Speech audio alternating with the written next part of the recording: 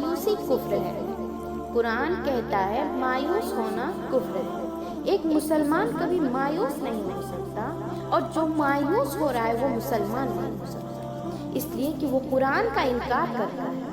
اور قرآن میں اللہ تعالیٰ فرماتا ہے اِنَّهُ لَا يَيْأَسُ مِن رَّوْحِ اللَّهِ إِلَّا الْقَوْمُ الْكَافِرُونَ، بے شک اللہ کی رحمت سے کافر ہی مایوس ہوتے ہیں، جو مسلمان ہے وہ کبھی رحمت الہی سے مایوس نہیں ہوتے۔ کوئی بھی صورت آ جائے سامنے، مومن کبھی مایوس نہیں ہوتا، اس لیے کہ نبی کبھی مایوس نہیں ہوتا۔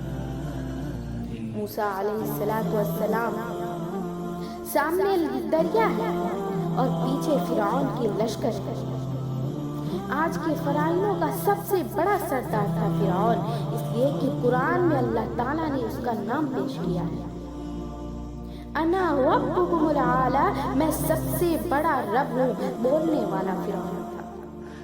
اس کا لشکر ہے اور ساری قوم پریشان ہے، بنی اسرائیل پریشان ہے، نبی کو تانے مار رہے ہیں، اور نبی کی زبان سے یہ لفظ نکل رہا ہے انا معی ربی، میرا رب میرے ساتھ ہے۔ کچھ نظر نہیں آ رہا، کوئی طریقہ ہی نہیں دکھ رہا، مگر ایک پیغمبر کہتے ہیں انا معی ربی، میرے ساتھ میرا رب۔ یہ توکل ہے، اور ہر مسلمان کو اللہ کی ذات پر توکل ہونا چاہیے۔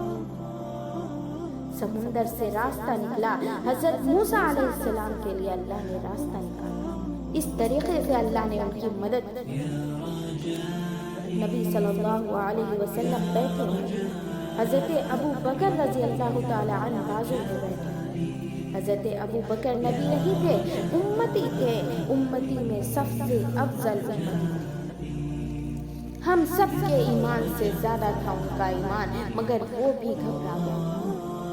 غار طور میں بیٹھے ہیں اور مشرکین آ کر کھڑے ہو گئے، اور یہ شرط لگی ہے، انعام رکھا گیا ہے کہ 100 اونٹ ملیں گے جو اللہ کے نبی کو لے کر آئے گا، زندہ ہو یا مردہ، یہ شرط۔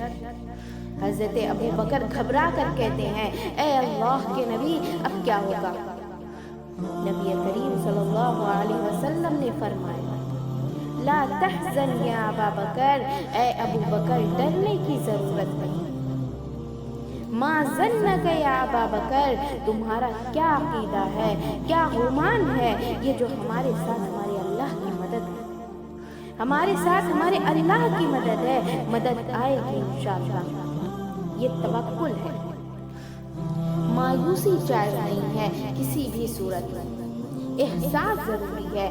احساس کیجئے ہم اس مقام پر کھڑے کیوں ہیں، یہ احساس ہر مسلمان کے لیے ضروری ہے کہ آج ہم اس جگہ پر کھڑے کیوں ہیں، یہاں سے نکلنے کا راستہ کیا ہے۔ سب سے پہلے تو صبر کریں اور اللہ تبارک و تعالیٰ کے کلام پر یقین رکھیں۔ اللہ تعالیٰ فرماتے ہیں جو صبر کرتا ہے اللہ کبھی اسے ضائع نہیں کرتا۔ صبر سے کام لیں، پورے طریقے سے صبر کریں۔